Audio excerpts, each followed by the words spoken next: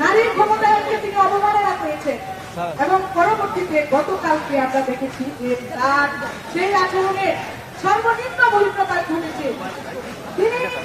একটি দলের প্রধান হয়ে বাংলাদেশের এক্সিস্টিং রাজনৈতিক দলের প্রধান হয়ে তিনি বাংলাদেশে যেখানে 52% ভোটার নারী, সেই 52%কে অবমাননা করে তিনি জানিয়েছেন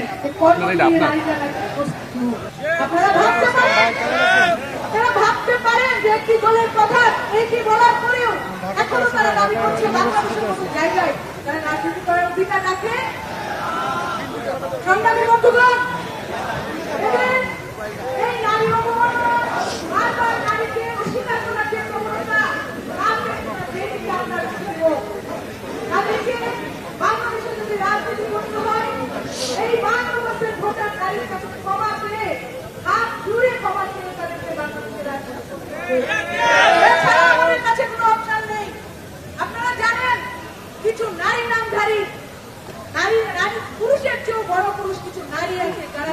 নিরপেক্ষ বলে দাবি করে তাদের গলার স্বর দশটাকে বন্ধ হয়ে আছে,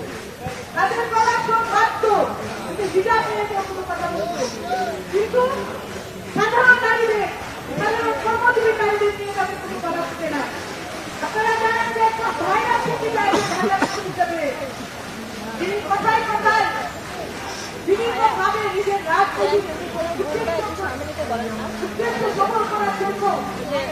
তাকে সমাজে দোয়ার এবং তাকে বলতে চাই ঘুম থেকে উঠুন,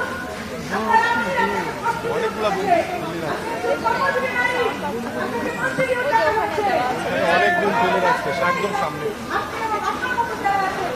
নারীর পুরুষের চেয়ে বড় পুরুষ তারা আমাদের আজকে এই সমাবেশ থেকে একটি কথা স্পষ্ট করে বলতে চাই যে অবমাননা হয়েছে